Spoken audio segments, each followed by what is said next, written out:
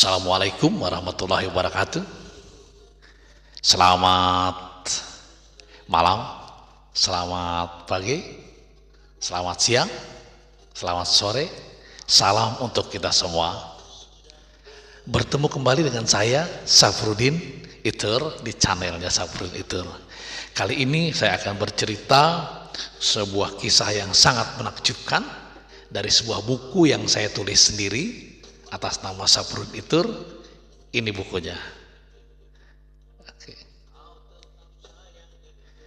Si Ayus, putra rimba raksasa.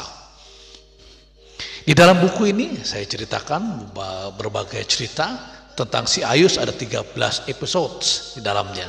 Kemudian di dalamnya ada lagi Laming Talungsur, kemudian asal-usul pulau-pulau di Kabupaten Berau. Kemudian ada juga tentang seorang pemuda yang luar biasa dari Pulau Alu-Alu. Tapi baik, kali ini saya akan bercerita yang pertama tentang si Ayus dulu. Di kisah pertama, kisah kedua, dan kisah ketiga.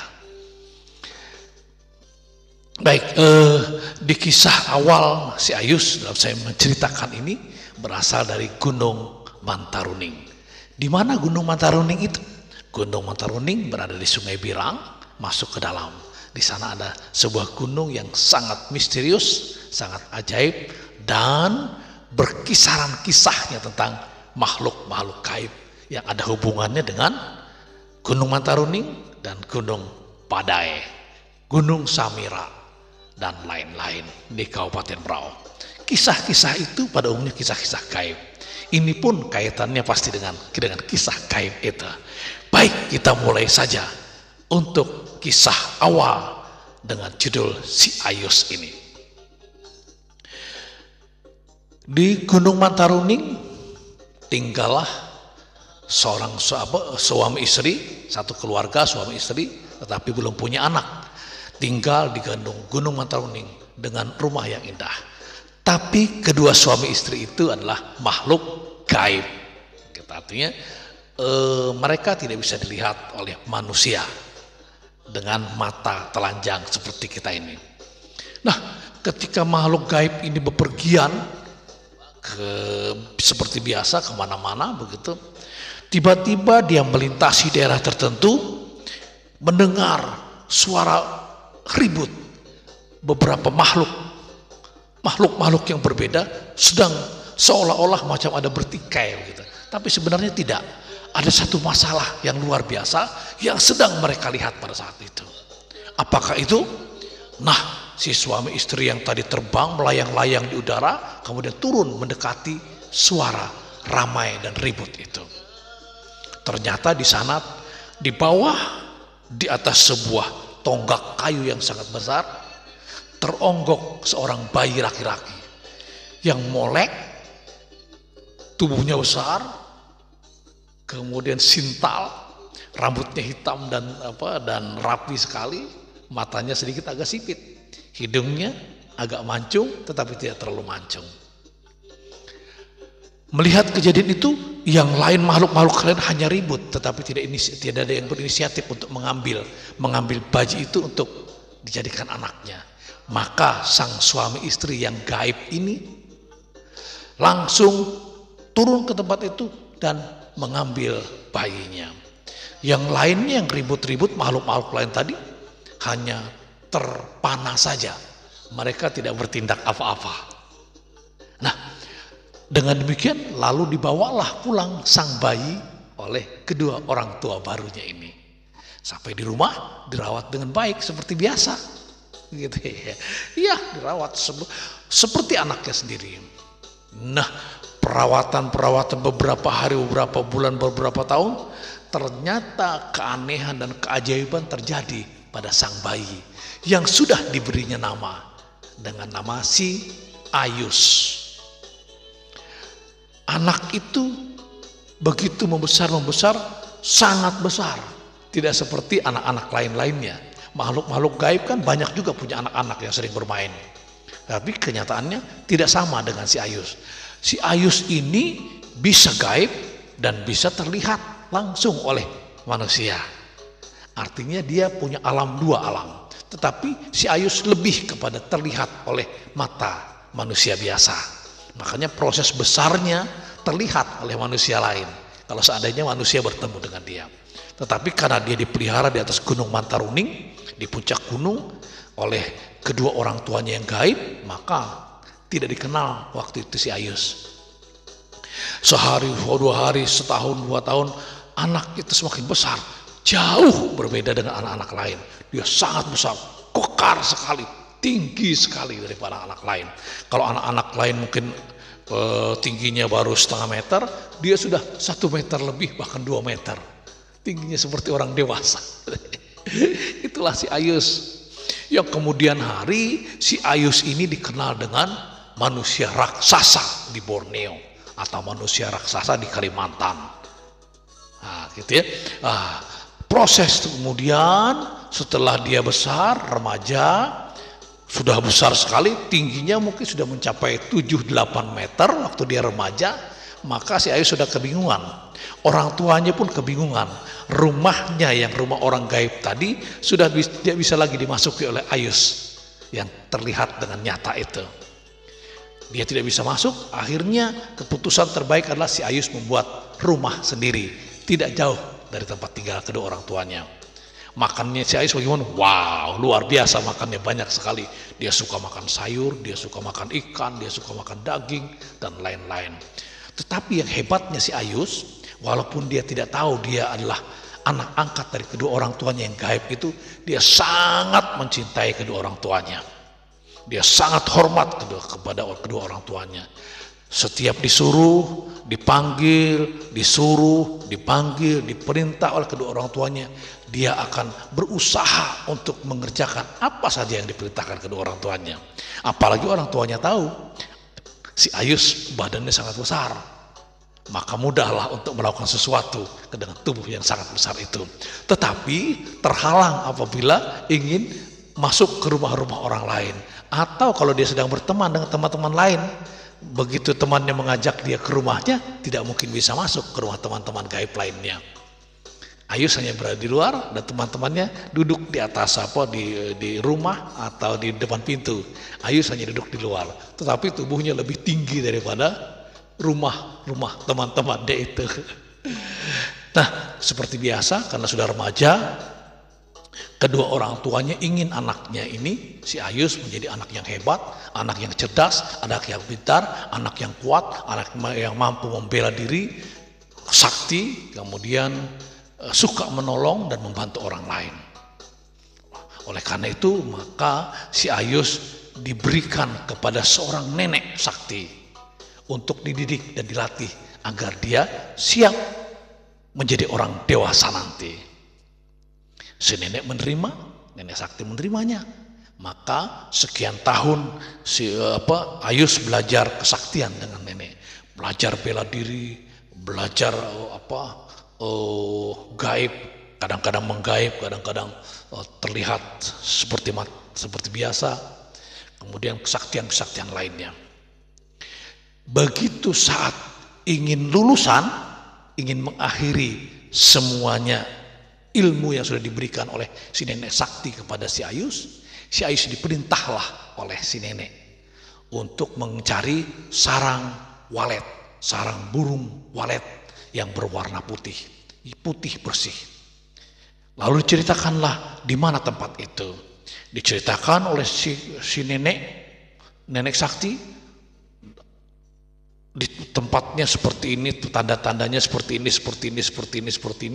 lubangnya, guanya sangat besar, gunungnya sangat tinggi, kemudian gunung itu gunung batu-batu gitu.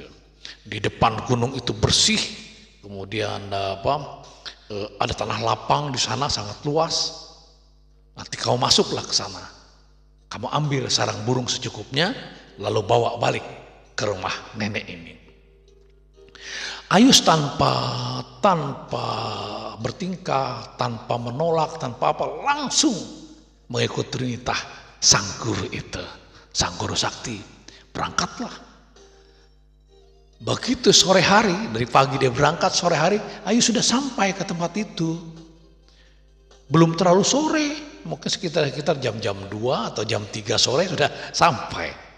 Padahal jalan yang ia lalui kalau ditempuh oleh manusia biasa itu bisa 3 hari 3 malam, bahkan sampai bisa 7 hari 7 malam baru sampai ke tempat itu.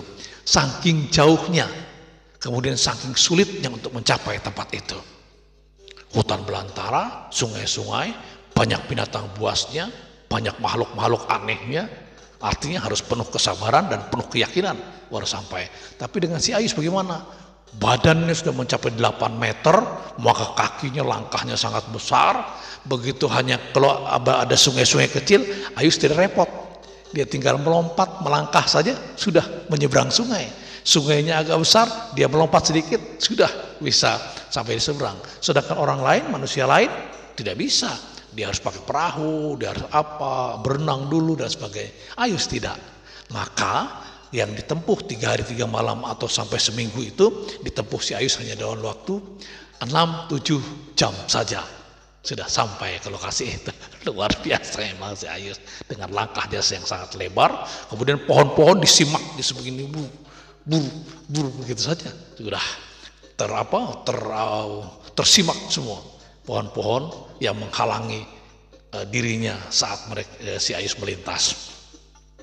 Sesampai di gua, dia istirahat sebentar sejenak untuk menghilangkan lelah.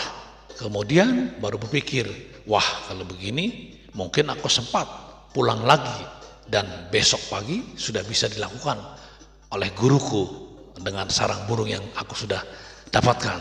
Tetapi si Ayus belum pernah melihat sarang burung itu, sarang burung walet. Dia hanya membayangkan sesuai dengan kisah si kakek si nenek sakti itu. Kemudian dia coba-coba masuk ke dalam gua. Gua itu lubangnya sangat besar.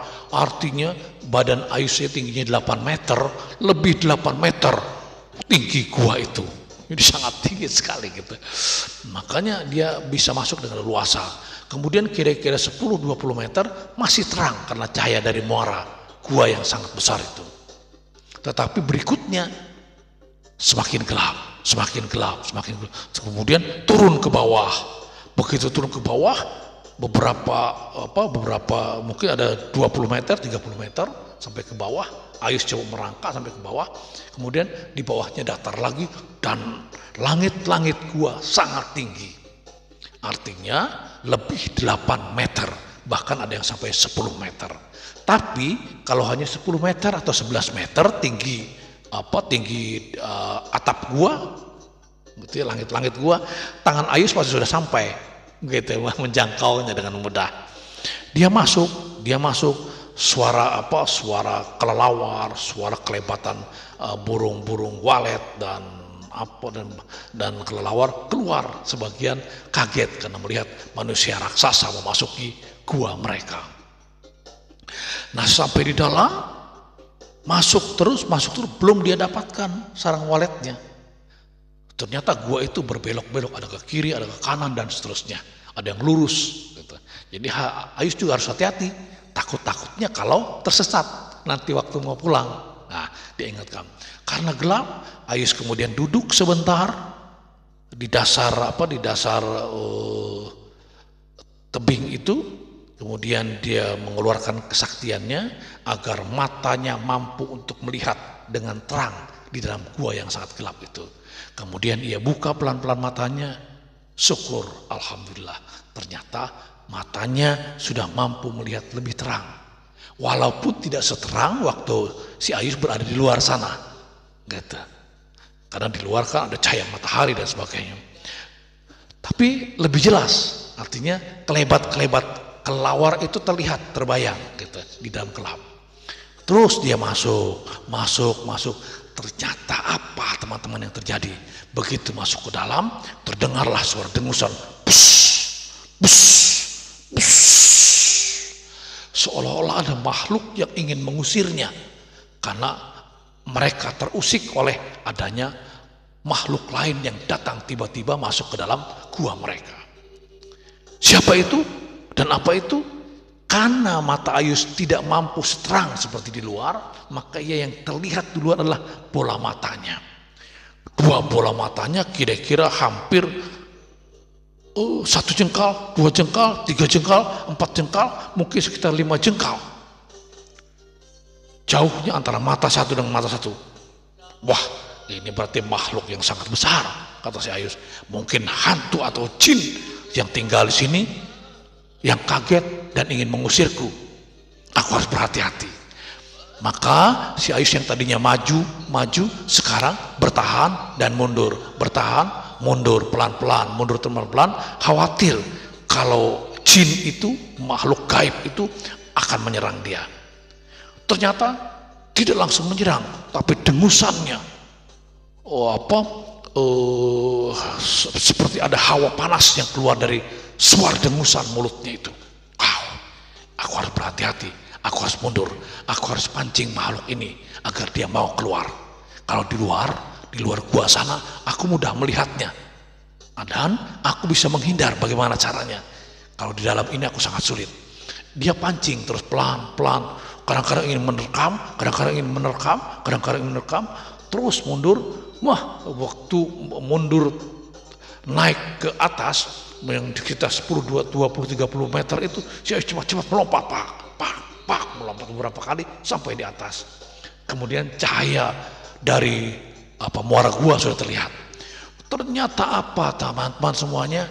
Si makhluk itu tetap mengikuti, matanya lebih terang terlihat karena kena pancaran sinar dari luar. Tapi si Ayus pancing supaya makhluk itu mau keluar benar-benar. Mundur sedikit, bertahan, mundur sedikit, bertahan. Dengan bertahan seolah-olah makhluk dari dalam marah karena ini orang mengolok-olok. Padahal makhluk dari dalam tadi adalah mengusir agar segera cepat keluar dan tidak lagi datang dan mengganggu wilayah dia.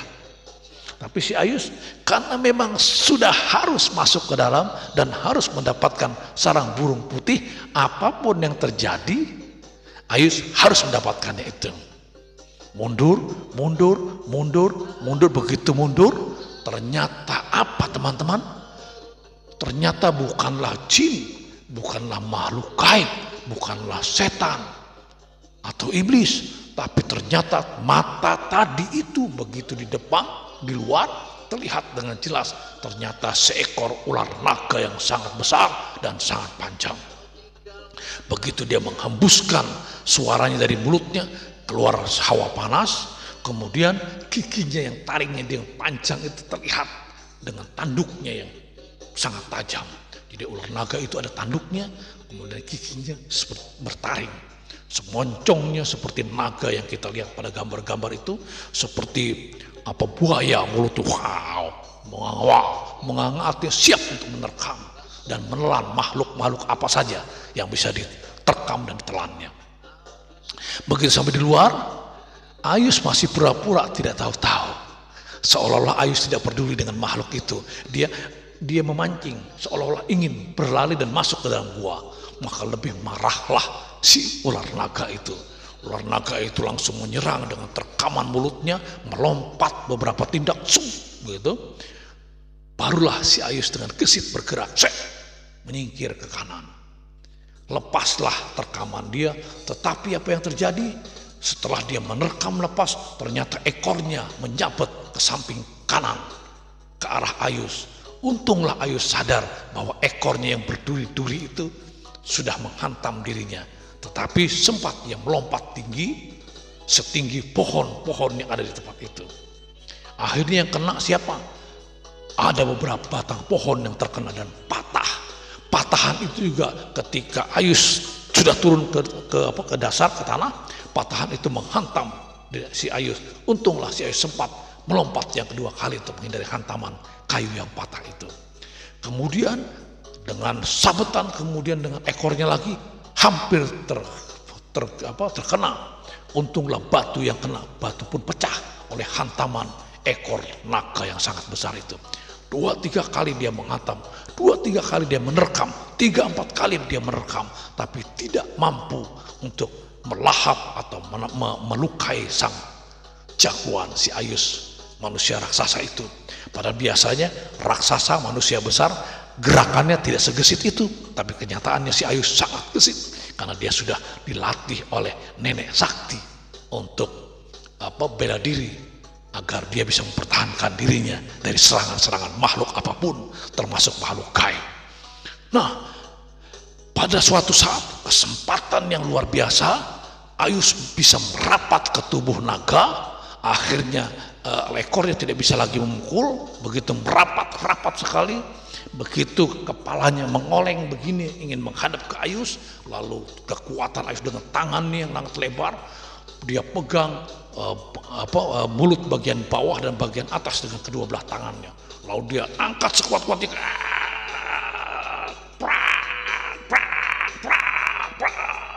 akhirnya rahang mulut naga pecah karena tarikan makhluk raksasa, si Ayus putar rimba raksasa itu.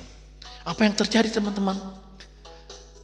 Sang naga yang sangat kuat, yang sangat memberani mempertahankan guanya itu, mempertahankan wilayahnya, akhirnya tergeletak, menggelepar, dan kemudian menutup matanya dan mati. Nah, si Ayus pun beristirahat. Sore sudah datang. Ia pun harus bermalam di tempat itu. Tapi dia yakin serangan naga berikutnya tidak mungkin ada lagi. Karena naga ini saja sudah dikalahkan oleh Ayus dengan mudah untuk mengalahkan sang naga. Walaupun mungkin ada lagi naga lain yang akan mencoba mengganggu dia, tidak mungkin akan berani. Pastilah naga lain akan pergi dengan sendirinya, menghindari jauh-jauh agar tidak menjadi mayat, menjadi mati seperti naga pertama yang mencoba untuk menghantam, menghajar, menerkam si Ayus putra rimba raksasa dari Gunung Mantarune. Demikian kisah pertama ini. Mudah-mudahan nanti kisah kedua kelanjutannya akan kita sambung kembali. Terima kasih. Salam hangat, salam bahagia, salam sehat, sukses selalu buat kalian semua. Terima kasih. Assalamualaikum warahmatullahi wabarakatuh.